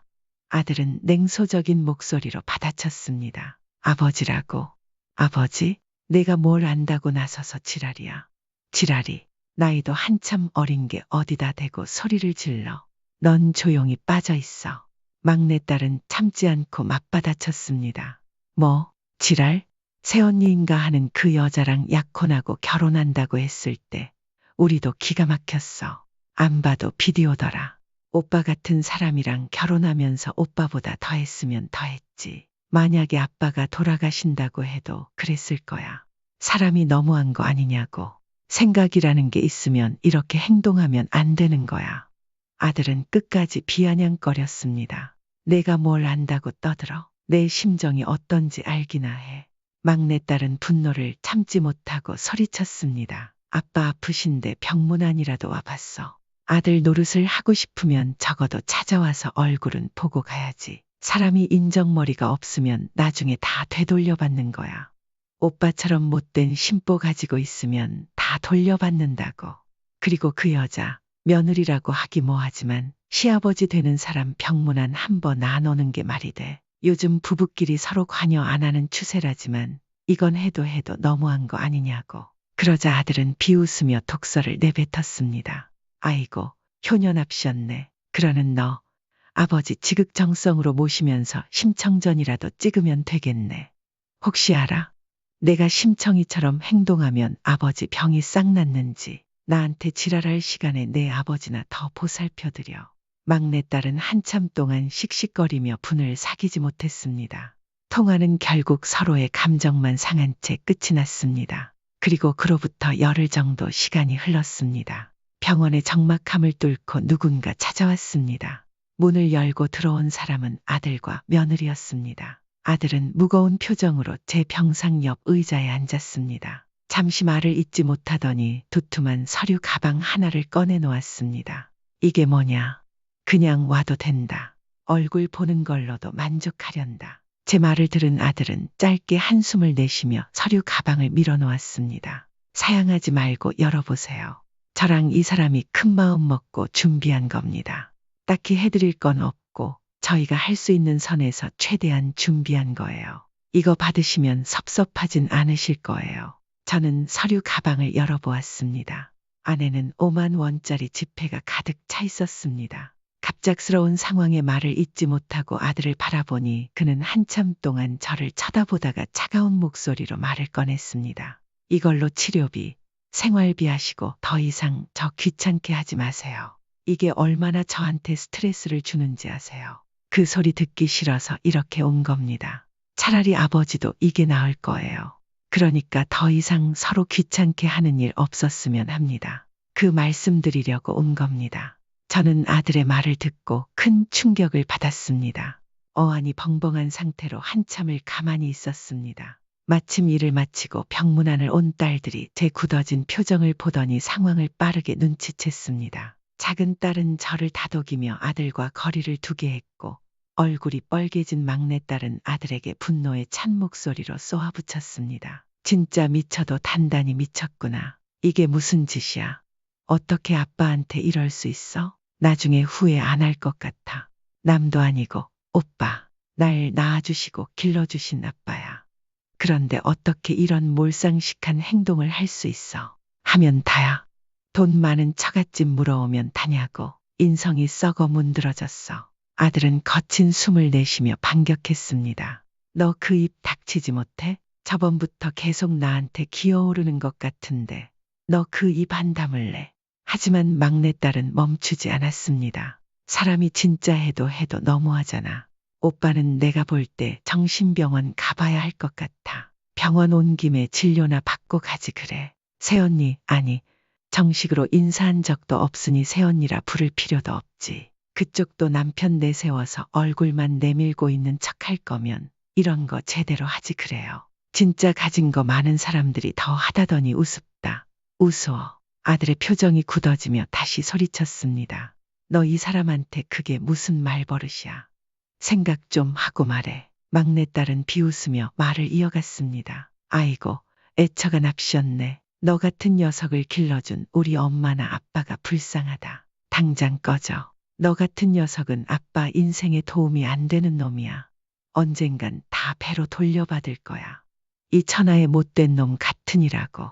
막내딸의 목소리는 분노로 가득 차 떨리고 있었습니다. 제가 바로 옆에 있다는 것을 의식해서인지 그녀는 심한 욕설은 참으며 말을 이어갔지만 얼굴에는 감정을 억누르기 힘든 기색이 역력했습니다. 작은 딸까지 나서서 막내딸을 말릴 정도였으니 그 상황이 얼마나 심각했는지 알 수 있었습니다. 자식들이 서로 헐뜯고 싸우는 모습을 보니 저도 더는 참을 수 없었습니다. 저는 링거 바늘을 신경질적으로 뽑아내며 눈앞에 있는 자식들에게 소리쳤습니다. 너희들 그만두지 못해? 내가 지금껏 너희들을 위해 얼마나 열심히 살았는데 어떻게 이런 식으로 나를 모욕할 수 있니? 동희, 너한테 내가 이 정도밖에 안 되는 사람이었나? 나는 아버지도 모두 아닌 거야. 그러자 아들이 한숨을 쉬며 대꾸했습니다. 아버지, 예전에 제가 말씀드렸던 거 기억하세요? 이제는 제 인생을 살아야 한다고요. 그냥 저를 이해해 주시면 안 되는 거예요. 왜 이렇게 답답하게 구시는 건데요? 제가 아버지한테 뭐 해달라고 요구한 것도 없고 각자 알아서 살면 그만인데 왜 자꾸 저를 나쁜 놈으로 만드세요? 그 말을 들은 저는 아들을 똑바로 쳐다보며 분노를 억누를 수 없었습니다. 그렇게 각자 인생 살자고 아빠가 그동안 얼마나 힘들게 살아왔는데 너 뒷바라지 해주려고 온몸이 부서져라 일하셨는데 고맙다는 말 한마디가 그렇게 어렵냐. 그때 막내딸이 격한 목소리로 아들을 쏘아붙였습니다. 뭐, 너 말 다 했어? 이게 오냐오냐 하니까 눈에 뵈는 게 없나 보지. 아들은 비웃으며 말했습니다. 그래, 눈에 뵈는 게 없다. 어쩔래? 막내딸은 더 이상 참지 못했습니다. 너 같은 녀석을 아들로 둔 아빠가 불쌍해서 죽겠다. 너 언젠가는 꼭 벌 받을 거야. 이 천하의 못된 놈 같으니라고. 결국 그 자리에서 아들과 딸들 간의 언쟁은 몸싸움으로 번지고 말았습니다. 병원 관계자들이 와서 겨우 그들을 떼어놓고 나서야 진정이 되었지만 그 혼란스러운 장면은 제 마음을 더욱 무겁게 만들었습니다. 저는 이미 지칠 대로 지친 상태였고 모든 상황이 너무나도 참담했습니다. 그리고 그날 이후 더 이상 아들에게 어떠한 기대도 할 수 없다는 사실을 깨달았습니다. 제 마음속에는 깊은 실망과 상처가 자리 잡았습니다. 침묵을 깨며 저는 아들에게 마지막으로 말했습니다. 동희야, 앞으로 너 하는 일에는 일절 관여하지도 신경 쓰지도 않으마. 내가 원하는 대로 해줄게. 대신 너도 나한테 바라는 거 없어.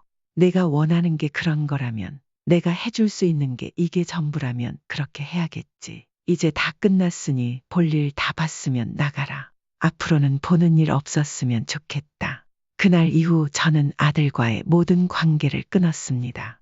그 후로 저는 더 이상 아들의 연락을 받지 않았고 만나지도 않았습니다. 아들과의 모든 관계를 끊은 채 제 삶에 집중하려 했습니다. 항암 치료와 수술을 끝내고 어느 정도 회복기를 거친 뒤 집으로 돌아왔습니다. 이후에도 주기적으로 병원을 방문하며 추적 검사와 항암 치료를 받았습니다. 딸들은 제 곁에서 끊임없이 저를 위로해 주었지만 아들로부터 받은 상처는 제 마음속 깊이 남아 쉽게 아물지 않았습니다. 저는 모든 것을 체념하며 남은 시간을 조용히 보내리라 결심했습니다. 그러던 어느 날 예상치 못한 전화가 걸려왔습니다. 아버지, 지금 모시러 갈 테니까 옷 입고 계세요. 오빠가 사고를 당했대요. 저도 방금 연락받았는데 많이 다쳤나 봐요. 모시러 갈게요. 기다리고 계세요. 갑작스럽게 전해 들은 소식에 심장이 덜컥 내려앉았습니다. 아들이 교통사고를 당했다는 것이었습니다.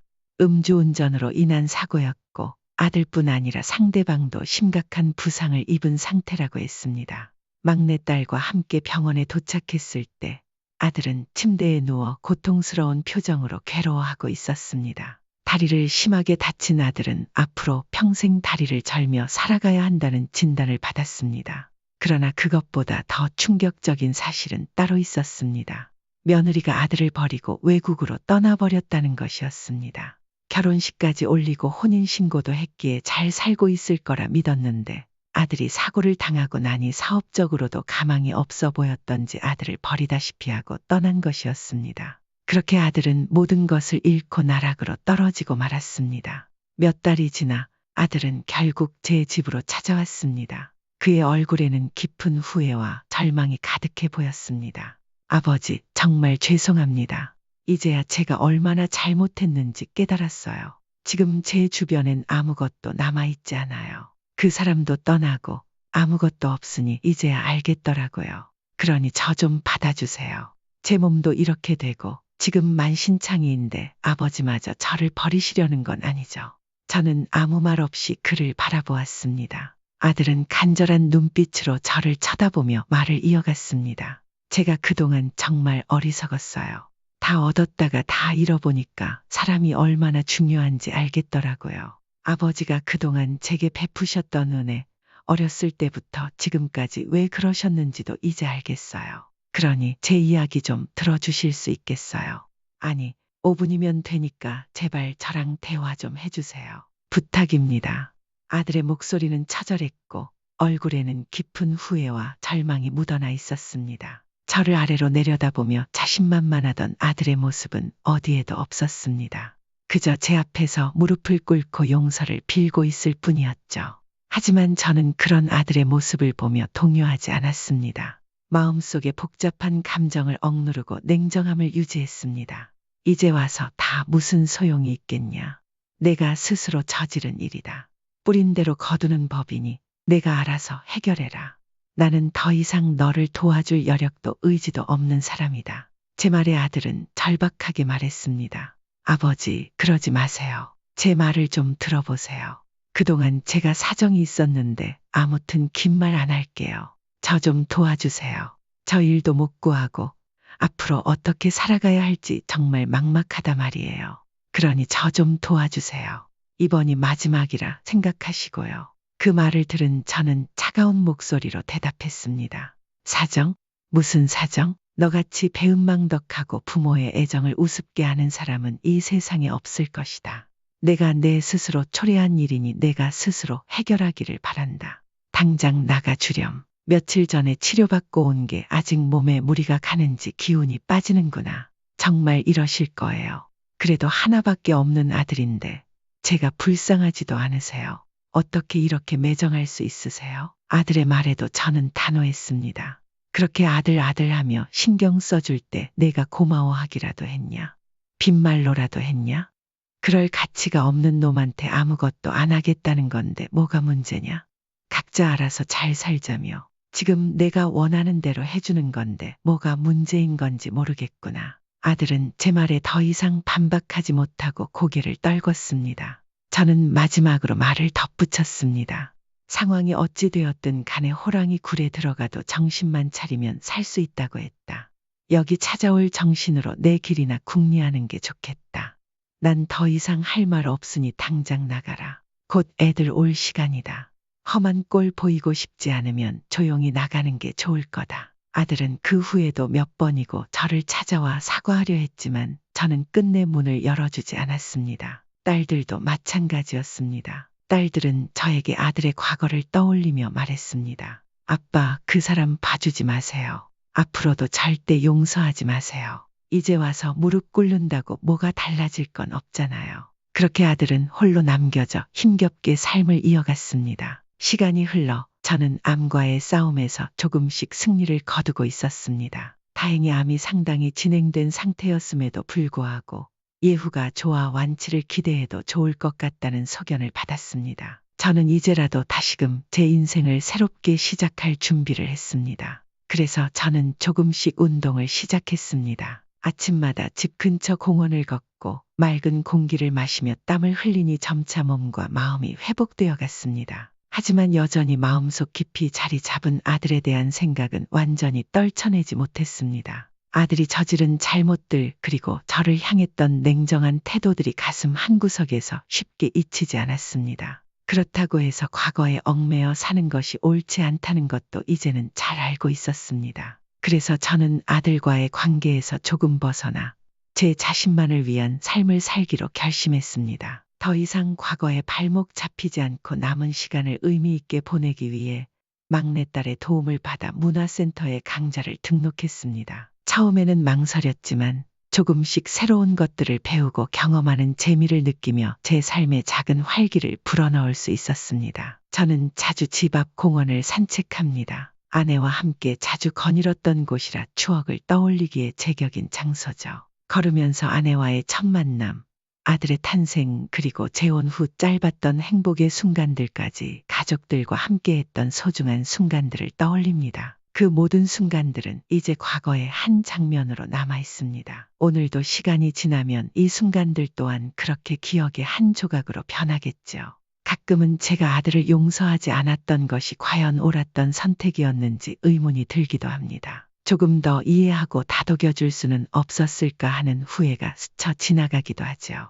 하지만 한 번 내린 결정을 되돌리기에는 너무 많은 시간이 흘렀습니다. 아들이 이제라도 정신을 차렸다면 그것만으로도 만족해야 할지, 아니면 내가 너무 냉정했던 건 아닐지 고민하는 날도 있습니다. 하지만 제가 지금 할 수 있는 일은 딱 하나뿐입니다. 아들이 조금 더 나은 삶을 살아가길 조용히 바라는 것, 그뿐입니다. 저는 이제 누구에게도 의지하지 않고 홀로 세상을 마주하기로 했습니다. 그래서 나름의 고집을 부려볼 작정입니다. 그렇게 되기까지 제가 지나온 길을 되돌아보며 앞으로 나아갈 길을 조용히 걸어나가려 합니다. 이제 제게 남은 것은 스스로를 위한 삶과 가족들과 함께했던 기억들 뿐입니다. 그 기억들을 소중히 간직한 채 새로운 시작을 향해 한 걸음씩 나아가겠습니다. 저 같은 평범한 사람이 지나온 이야기에 귀 기울여 주셔서 감사합니다. 이제 저는 홀로 남은 삶을 의미 있게 채워가려 합니다. 그런 저를 위해 따뜻한 응원의 한마디 부탁드리겠습니다. 지금까지 저희 구구절절한 사연을 들어주셔서 진심으로 감사드립니다.